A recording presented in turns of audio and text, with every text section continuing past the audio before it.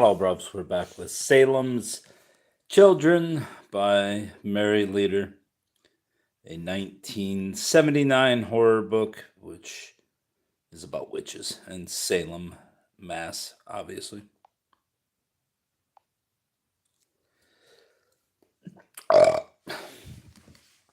Rather long chapter here, so we'll stick to one tonight. Chapter 12. Every morning, early morning frosts, heralded the approach of autumn. Dana and I dragged out all the old sheets, drapes, blankets, and bedspreads we could find to cover up our tomatoes and other tender plants at night, hoping desperately to tide them over until Indian summer so we could finish canning. With Darcy in charge, we made forays into the woods after dead trees, which Darcy felled with a chainsaw. Rowan was a freshman in the Richland Center High School. The bus picked her up early, and she was seldom home before 4.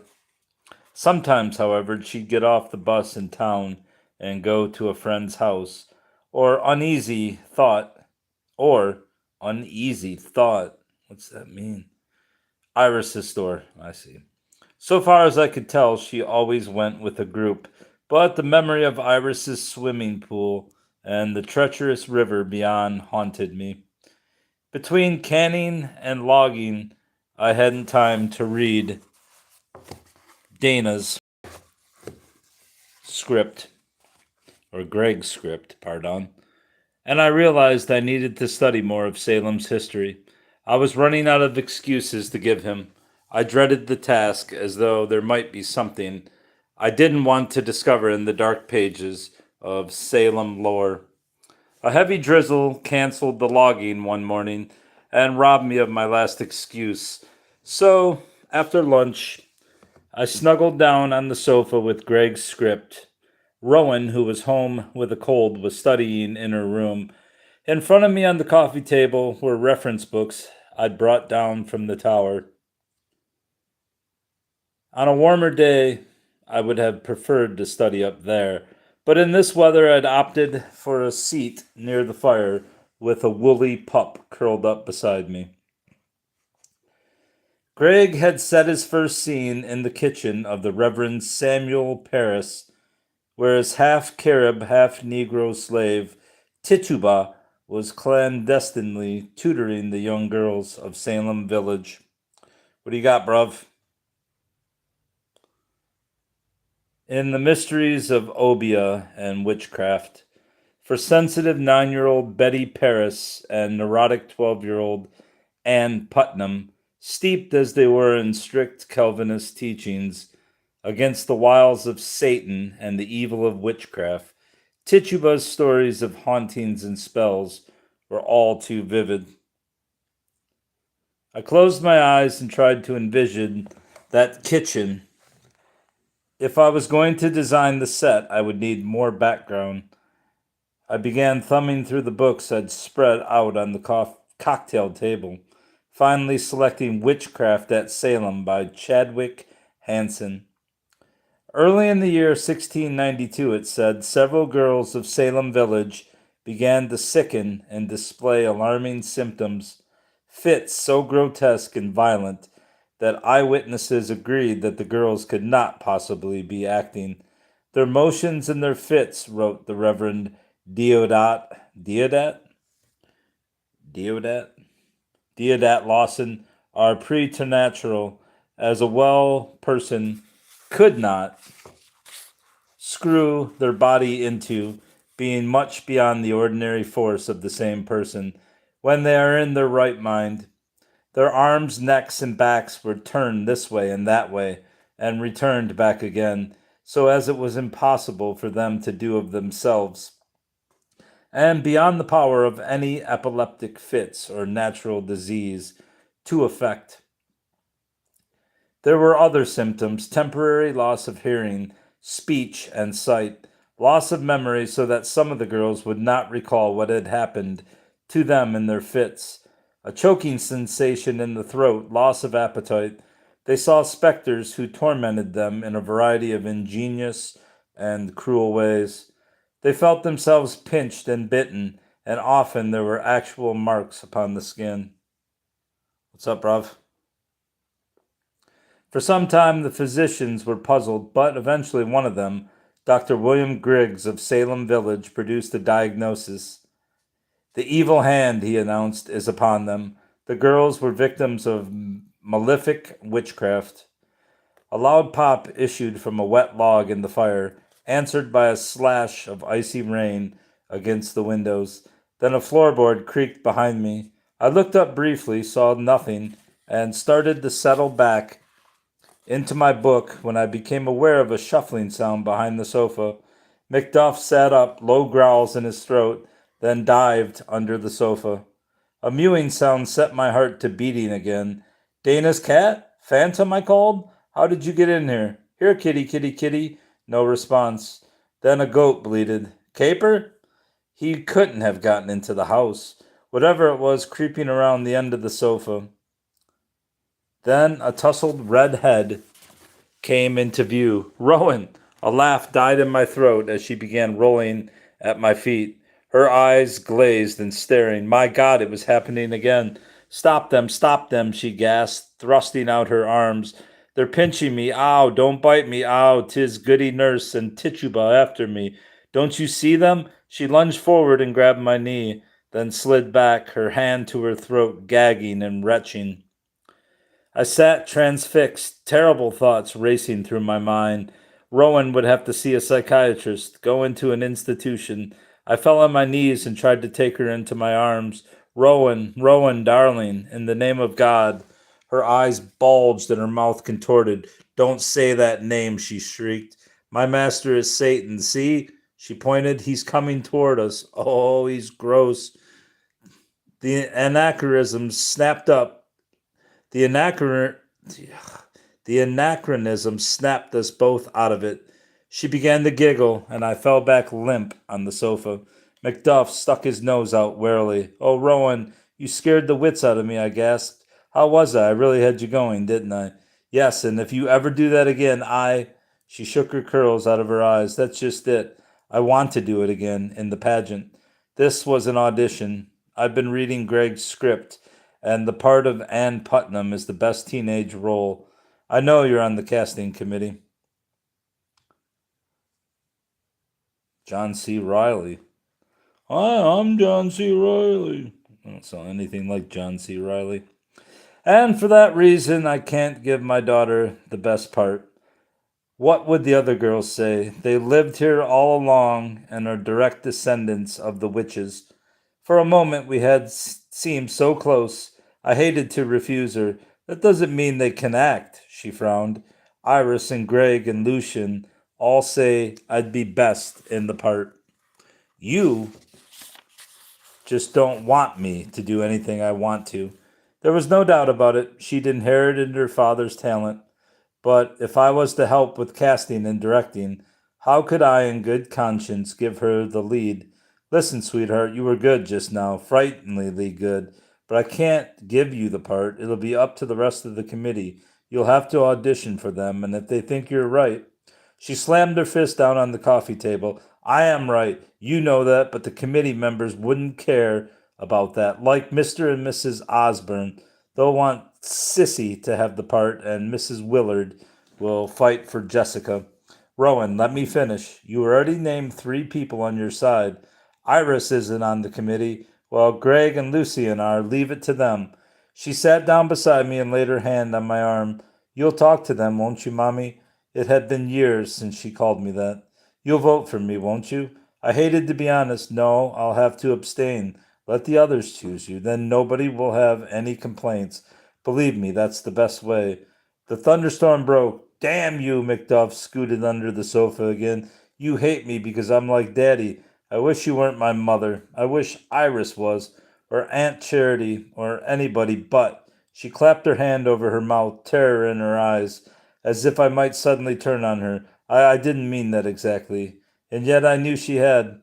Oh, Rowan, I love you. You know I want you to have. the part as much as you want it. I took her in my arms, but it was an empty shell I was holding. I released her and she turned and ran out of the room. It was some time before I could focus my attention on the script again. I brushed a tear from the paper. If only I could tell Rowan the truth, maybe she'd understand. No, I was weak even to entertain such an idea. Shatter her father's image? Never. I forced myself to read on. Greg had said he was coming over this afternoon. Tituba, Greg had written his stage directions with Shavian, I don't know what that is, Shavian verbosity, had deftly interwoven the lore of her Indian and African backgrounds with the superstitions of her English masters, producing heady fare for maidens whose leisure hours were supposed to be spent learning the catechism and scriptures. Life had little pleasurable recreation for the women of those days. The men and boys had the fun of hunting and fishing, but women's tasks were arduous and dull. No wonder the girls had rebelled. Imagine Rowan and her friends under such restraint. Not that today's youth didn't have their problems, but those Salem lasses, hadn't their actions been a natural bid for attention?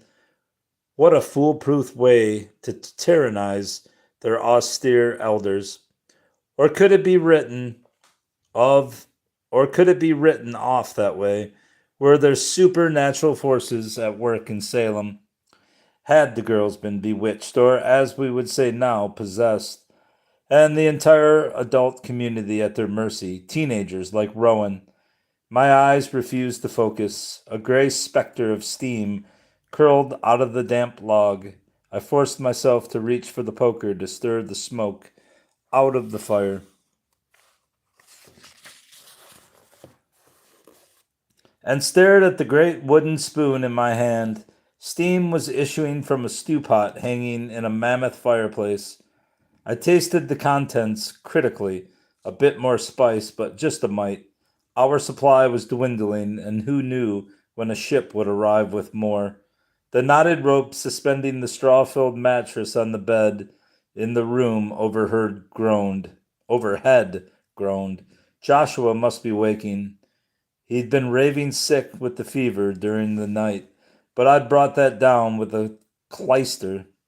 Now he would need nourishment. I climbed the heavy oak stairs with a bowl of venison broth in my hand. My son was still sleeping, his forehead cool and moist to the touch. The deep sleep would make him mend. I straightened the covers, putting the arm he'd flung out back underneath. There was dirt under his nails, but he'd been so ill I hadn't had the heart to make him wash. His long form stretched across the bed. Only 13, this youngest of my children, and already his feet were sticking out at the foot of the bed. 13, about the age of those girls who were giving so much trouble in Salem village. Bewitched? A spanking was what they needed. Still, if faith, 'twere not good for young minds to hear Tituba's tales about Sabbaths in the parson's pasture where the black man, yet those were not just tales, were they? I myself knew too well. A picture of Tituba rose in my mind, black darting irises and yellow-white eyeballs that never met you square, thick, sullen lips, perpetually frowning eyebrows, high cheekbones, and a high-arched nose. She'd readily confessed, seemingly delighted to incriminate others. Was this her revenge against free women? Oh, she'd been clever. Her first accusation had been against Sarah Good, a general outcast. Time and a worthless husband had beggared and embittered Sarah. So when people refused to give her handouts, she retaliated with curses. Tituba's second victim was higher on the social ladder. Gammer Osborne, a woman of prosperity, but didn't everyone know she'd lived with her hired man before she married him? And 7 other names were in the black man's book. Tituba alleged, but she couldn't read them. Her description could have been applied to any member of the clergy who always wore black. A thin, long, pale young face came to mind, even him, but 'twere not fitting to think of him, with me married these many years to another, and mother of his 9 children. It hadn't been a bad marriage, but neither had it been a good one. The love-sick suitor, once secure in the marriage bond, had become overbearing and insensitive.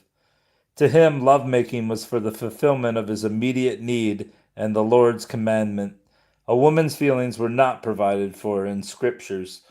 Farmer and town cooper he was. I kept his accounts, though it suited him not that I, a woman, could read and write in cipher better than he. Once, when he caught me jotting down notes in a diary, he'd flung it into the fire. Think you're better in your station, don't ye, lass? He growled. Ye forget, woman was created to serve man. I stole back down the stairs and emptied the broth into the pot. What do you got, bruv? Waste not, want not. I piled more kindling on top of the backstick and stirred the backlog. It was a chill, late March thaw. Would it had been snow instead of the sleet lashing as she leaded windows. Damp seep damp what's this lady trying to tongue twist me? Damp seeped through the walls and ran in rivulets down onto the floor. No wonder there was so much sickness.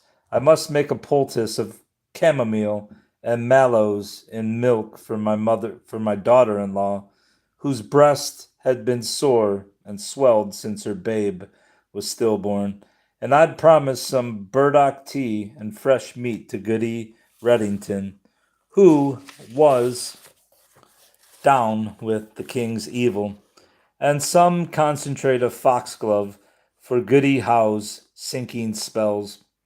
But except for my sleeping son upstairs, I was blessedly alone today. Solitude never frightened me. True, Indians lurked in the forest around us, selvages considered to be devil worshippers.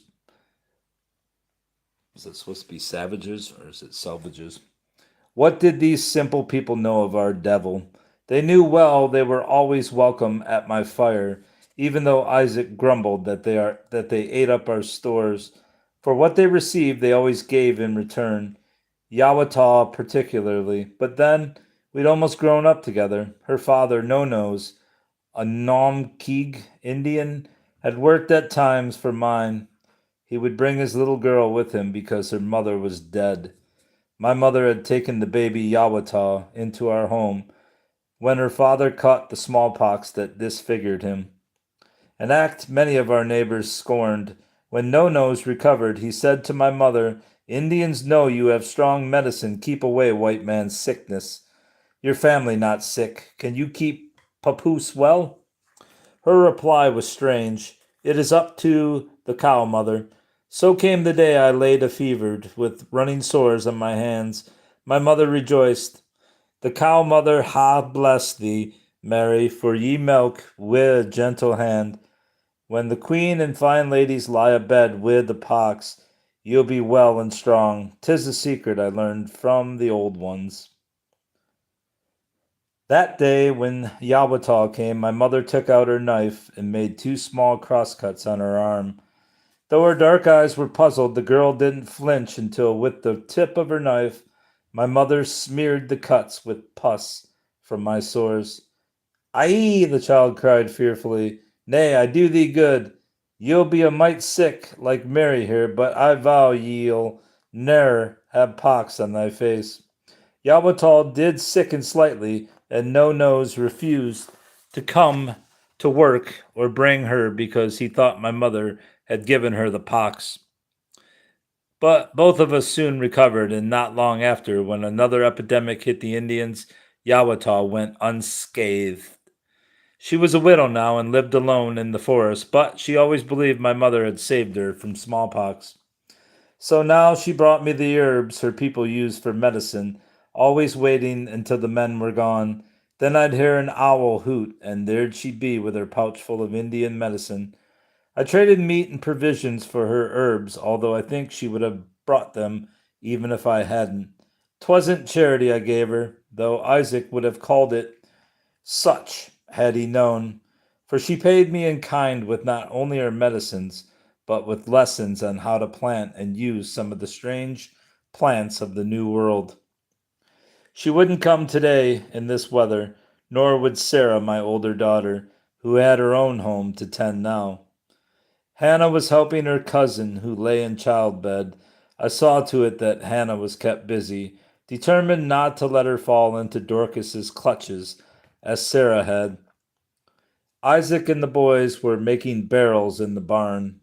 My spinning was fair caught up. Dinner was merely a matter of dipping stew onto the plates and thawing out a squash pie. There was mending to do, but that could wait until this evening. I would deliberately steal from this day.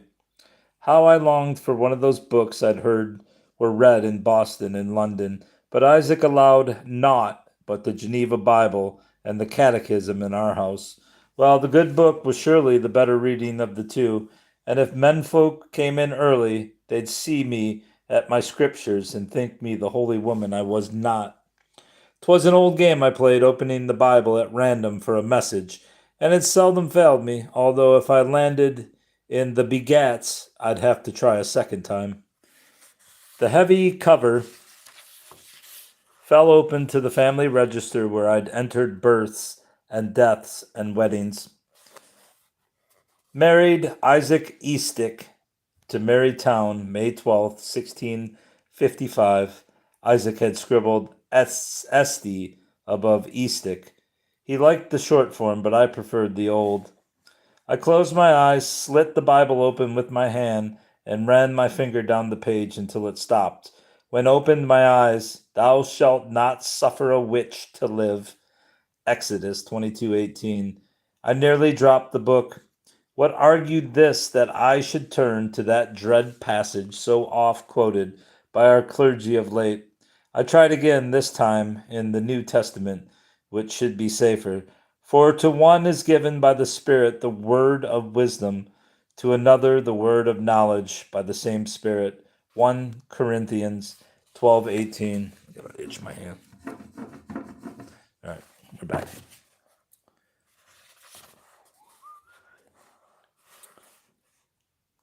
The word of wisdom, our parson had once said, was given to divines like himself, and the word of knowledge to the schoolmasters. To another is given faith by the same Spirit. What did that mean? There was a notation in the margin, to do only miracles by. If the apostles could work miracles, why hadn't they handed this power down to us? To another, the gifts of healing by the same Spirit. Doctors? Nay, our physicians healed more by leeching than by the Spirit, and their patients died as oft as not. Could it be that Paul had provided for spiritual healers within the church? If so, where were they now? And to another, ye operations of great works. I looked to the margins again. To work by miracles against Satan. Again, miracles in these hard days. Belike they'd be called sorcery, and to another prophecy. Anyone daring to prophesy today would be called a witch, and a witch must not be suffered to live. Did that make me a witch? That at times I had the sight. Had I in some unconscious moment made a pact with the devil, then would my immortal soul be surely damned. I shuddered, thinking of the dream I'd had last night. I prayed it was nothing more than an over-rich pudding that caused it. Unlike other dreams, which dissolve with waking, this still preyed on my mind. I had been wandering through the rain, great drenching torrents, delighting in the knowledge that he was out there, too, soaked to his mortal bones, while the rain touched me not. Still I hadn't quite withdrawn as yet, and I was lost here in the dark, not knowing what lay ahead of me. I'd intercepted him on the causeway to Dorchester. I still don't know if that's the right pronunciation. Only moments ago, if I could still measure time, and well nigh drowned him. How could he have chosen to believe her instead of me? Oh, I'd gloried in heaping up the waves around him, affrighting his poor horse till it nigh stumbled off the road and he could go no further, but was forced to return to Boston. Yet all around the voices whispered, "Forgive him, Mary, forgive." How could I in my fury? Then stay here in the half world, they chorused. We've no room for you in ours. The blockhouse loomed before me. He'd pass here soon. I longed for the benison of his arms about me. Halting and loving all at once. If it hadn't been for Dorcas, nay, I mustn't let her nearness trap me into like behavior. I loved him still, e'en though he'd become old and testy, and the skin sagged from his chin, and I must somehow break through the mists. There, hooves sloshing on the cobblestones. Will, whither does thou ride? I unthinkingly fell into the old fashioned form of address. His horse shied, neighing its alarm. He reined in sharply, then slid to the ground and stood by the animal's head, holding it in check. There, Prince, he tried to soothe the beast. 'Twas but a wisp of fog that crossed our path. There's no one here. What has come over you tonight? Nearly tumbled me off the causeway. You did, and for no reason, although for a moment I thought I saw. He jerked around, his eyes bulging, his face gleaming sickly pale in the half light. Mary, nay, it can't be thee. I must be a-fevered, or belike 'tis the devil come to torment me, making me believe I saw thee upon the causeway, thine eyes glowing like swamp fire. Hast thou come to finish what thou left undone? Will, hear me. I come to ask forgiveness and to forgive. Listen to me. I love thee. Ah, 'tis indeed a fever in the brain. Methinks she talks to me and stretches out her arms. No longer do her eyes burn, but are wet with rain and tears. Was she innocent after all? Did I wrong thee, Mary? He dug his fist into the horse's flank. Nay, 'tis Satan sends me these doubts. I have not erred. I will not have it that I erred. Be thou Lucifer or the whore of Babylon. Nay, be thou the Mary I once loved. Thou canst not turn my judgment into a lie. Beloved, I tried again, but the wind carried my voice away as lightning flashed, and he fell to his knees. O Lord my God, thou who didst bring us, thy new chosen people, to this wilderness, this promised land, save me from the tempter. He prayed, his hands clasped, his cheekbones livid in the gloaming. Even in all her cunning, I loved her. How I longed to set her free, to taste of her body, oh, the flesh pots of Babylon. Did I condemn her because I knew she belonged to another? And even if I judged her innocent, I could never know her sweet body.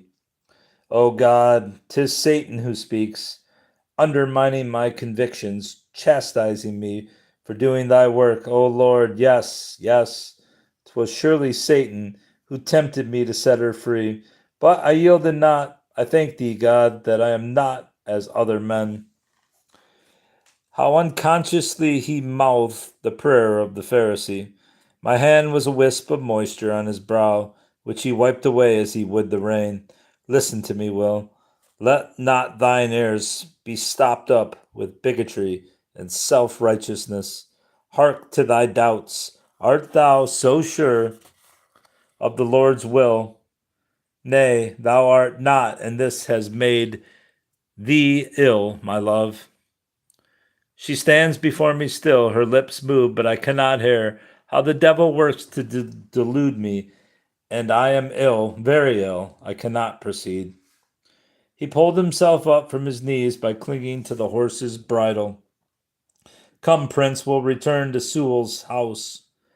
He hoisted himself into the saddle and started off toward Boston, but I ran before him, weeping and pleading, knowing that soon I must be drawn back into the mists. Will, he covered his eyes with his arm. Satan, get thee behind me. I bruised thy heel today. Get thee gone, Mary. I know thou dost belong to Satan. I felt myself slipping away. My chance had gone. Nay, William, I belong not to Satan. I belong only to God and to thee. I had awakened with that cry. Isaac beside me had not stirred, but I lay there in the dark, pondering this dream that had no meaning, yet left me with such unutterable despair. Now, as I mused by the fire, I roused, shuddering from the memory of that dream. Next time I made a pudding, I'd cut down on the suet. There was a pounding on the door. Now, who would be out on a miserable day like this? Let me in quick, Mary. I had bad tidings. Buried? What the heck is buried? Come in, little brother. I bade him, although at 6 foot 1 and 42 year of age, he was scarcely little. 'Tis nothing ill with thankful, or the children, I hope. Nay, they thrive, and your trade also? Too well. There be always a need for tombstones. Then have yourself a plate of stew whilst ye tell me. He waved it away. Rebecca's been cried out on. She be goin' afore Justices Hathorne and Corwin the morrow. Not my Rebecca, my saintly older sister, who knew more of the scriptures than any other woman in Salem village. How can they? Why, she be nigh 2 and 70, and she's so weak with stomach pain. Who has done this? Tituba? Nay, 'twas Mistress Ann Putnam who first brought the charge and set her daughter and the other maids to crying out that Rebecca's shape torments them.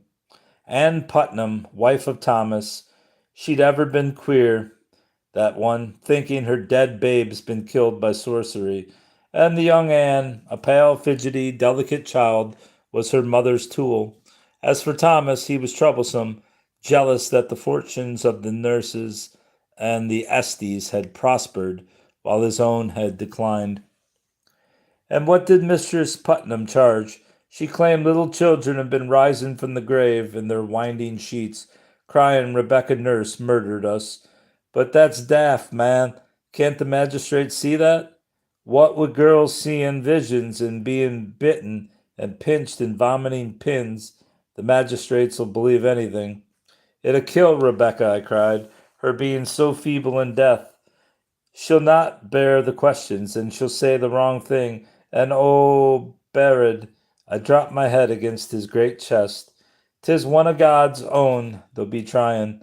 He folded his arms around me. Eh, Mary, even without this, she'd not be likely to last the year out. But 'tis you I tremble for. My head jerked back. Me, whatever for? Things are being said about how you cure people the doctors can't, how you consort with that Selvage woman, and how you saved Granny Peabody's dog from being hanged. There's no trust left among us. We look at our neighbors and wonder, be they in league with the devil? If my cow sickens, be it a spell. There were little ado when Tituba accused Sarah Good. She'd uttered enough curses to do for 100 witches, but when they arrest as faithful a church member as Martha Corey, no one is safe. 'Tis true, I recalled. Hadn't Martha's own husband testified against her? All because she hid his saddle so he couldn't ride into town to gawk at the afflicted girls. Giles should be cried out on himself. 'Twould serve him right, I said angrily. Excuse me. Gently, Mary, gently, Barrett cautioned me. 'Tis for hot words like that people are being accused. Forsooth, they be digging up things long forgotten, like Goody Corey's mulatto son. I should think she's paid for that long since, I said crisply. She swore she was raped, but who believes a woman? Anyway, she's a covenanting member of the church now. 'Tis more her sharp tongue and her scorn of the magistrates that's brought this on her. Honesty rankles more than scandal, I paused. I didn't mean that about Giles. I wouldn't wish that on anyone. He leaned against the door jamb, beads of melted sleet standing out on the wool of his mantle. Let me dry your cloak by the fire, I begged. La, for what reason should I be cried out on? I have I have harmed no one, and my children be all legitimate. Aye, but Tom Putnam looks with a green eye at the Esty farm, and he and his brother remember the lawsuit over boundaries they lost to your menfolk. They'll get at the Esty men through you. Then they be cowards in Salem village, I exclaimed. And fools too. Did these chosen people of God come here just to fight among themselves and attack each other through their womenfolk? I added contemptuously. He slumped down on the inglenook and leaned warily against the chimney place, his long knotted hands spread on his knees. "'Tisn't only that," he persisted. "'Tis you, Mary. You're a strong woman. You've strong ideas, and for that they whisper about you." Samuel Smith, hey, makes a good oatmeal stout, still grumbles about the scolding you gave him 5 years gone. Your tongue can wound. Indeed, I wish I had wounded him more with my tongue. The scoundrel flouted me in my own house. 'Twas no more, and 'twas no more'n he deserved. But in Ingersoll's ordinary, he tells how you flew after him, all invisible, tapped him on the shoulder, and then rattled a whole stone wall at him.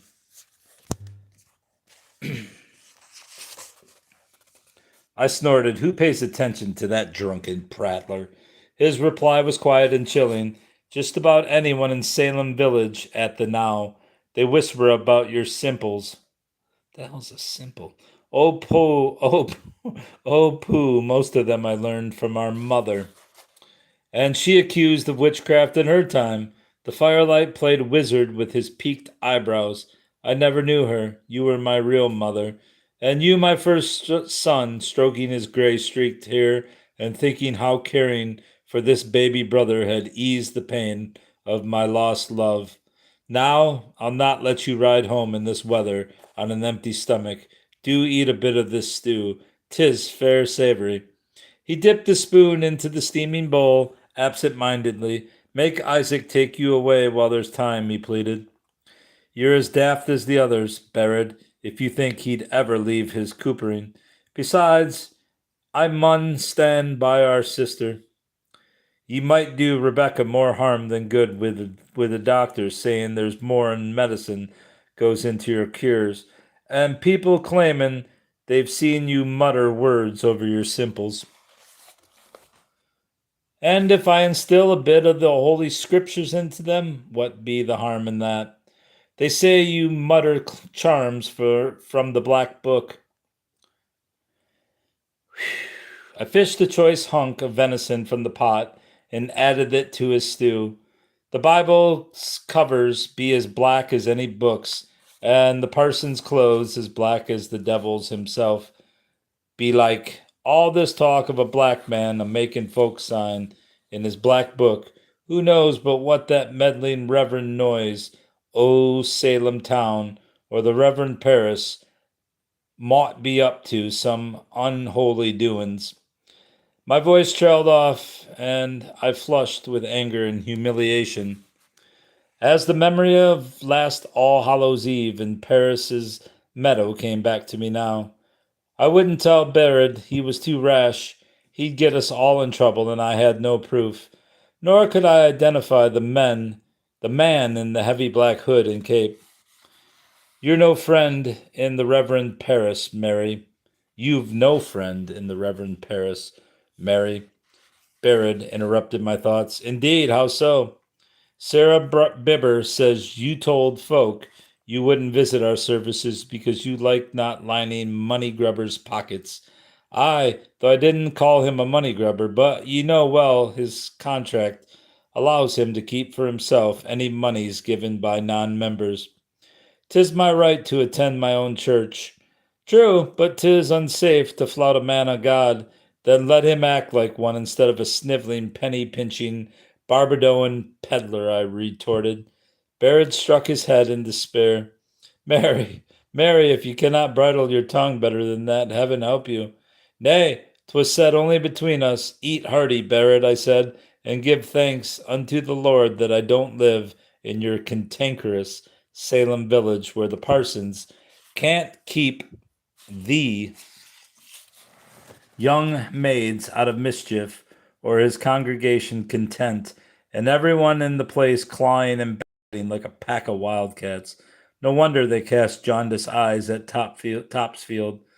Here there be no nonsense of that sort. He dipped his bread into the gravy thoughtfully, his eyes troubled. It can spread, sister, he warned. It can spread. 'Tis true. 'Tis true, little brother. Little bruv. And that's the end of chapter 12.